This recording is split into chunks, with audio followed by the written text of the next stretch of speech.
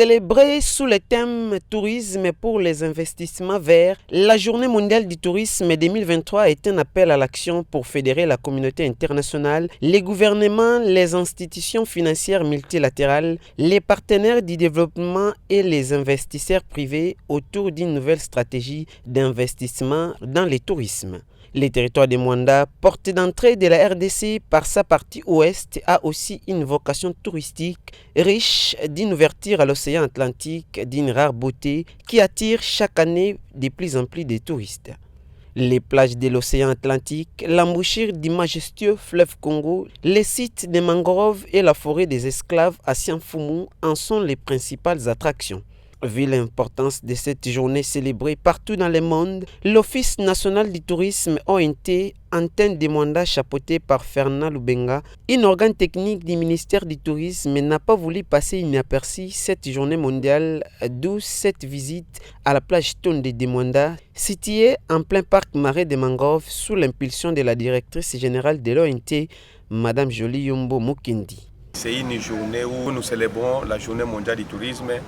C'est une journée qui a été programmée par les Nations Unies parce que nous sommes là par l'OMT, l'Organisation mondiale du tourisme.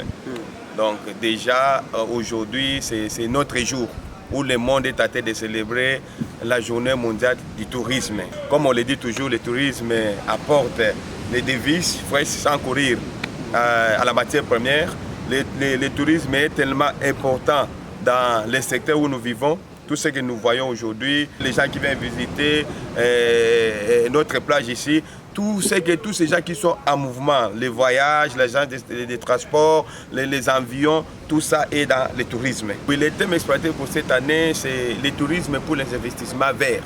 C'est un tourisme responsable, le tourisme qui est lié à savoir conserver les ressources naturelles et respecter les droits de l'homme et les droits sociaux. C'est-à-dire c'est un tourisme où c'est un investissement qui permet aux locaux, c'est-à-dire les investisseurs locaux, de s'approprier de leurs ressources, non seulement de les exploiter, mais de savoir aussi comment les conserver. C'est ça vraiment l'utilité ou l'importance même de cette journée vraiment. Nous sommes appelés à conserver notre milieu. C'est tellement important. Vous voyez, on n'a pas d'autre l'univers ou un autre pays. Nous avons que la République démocratique du Congo. Nous avons que notre territoire Mwanda. Mwanda a des particularités rares au Congo. C'est ici, vous allez voir l'océan, le bord de l'océan, ici l'océan Atlantique. Vous allez le voir seulement ici à Mwanda.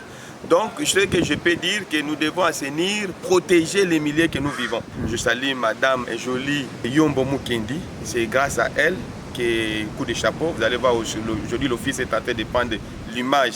Vous allez constater, auparavant, c'était difficile même pour contacter un média local, mais c'est grâce à elle que nous sommes en train de se battre à couvrir, vulgariser même le tourisme partout dans la cité côtière de Mwanda. Mwanda, betu mosufeti sosa Mwanda développé, betu mosufeti sosa batu bakwiza na Mwanda vraiment tu viens inviter batu touriste bakwiza Mwanda ke awanzila mebongaka ina nyonso ke na besoin kuza Mwanda vraiment boma Mwanda déjà 1 heure de temps. Donc capacité que les kukuma ata les retour et ça là vraiment beaucoup la touristes venir kuiza kuiza toke awa toke yamba bedo na kese nyonso betu à office national du tourisme. Bataka kila kata Mwanda awa bakyo de kutambusa bana fi. Sam na tourisme Mwanda ngene kesi place na Mwanda mais ata place ke ba esclave voandaka na tama pour tout ba Mwanda za ba fi. Mutia katuka tama na Kinshasa ni kula la place ba valunda ba esclave ngeke kesi na kati ya Mwanda. Sosa moyen famille mo sosa moyen tamusaka bana sam na tourisme ke lukumu ya bwala ya betu ya Mwanda. Pour soutenir le secteur du tourisme qui renaît de ses cendres, une importante industrie hôtelière s'est développée à Mwanda, d'où cette découverte par l'ONT Mwanda d'une toilette construite par les Belges qui totalise plus de 50 ans d'existence, mais aussi des vestiges des récipients des brasseries datant de l'époque coloniale. Toilette c'est maintenant monaaki toilette yina bankaka bikaka tufanaka wa kumuna fanaka de fin papa nkaka anfanaka pe chef de la cité en tête l'air bimana na boala donc toilette ya mesa déjà plus de 50 ans parce que mon boubou a 50 ans mais mon kutaka toilette ti boubou yaki na betu on a betki voilà pour protéger toujours Le chef d'antenne de l'ONT Mwanda, Fernand Lubenga, s'est dit ravi de cette conservation avec obstination de ces quelques traces des colons ici au village Mpangala, dans le groupe Mamamputu. Occasion pour Alphonse Lelo, responsable de l'établissement hôtelier Kinzama, de motiver son initiative qui vise à pérenniser les vécus des ancêtres et à promouvoir le tourisme mwandais.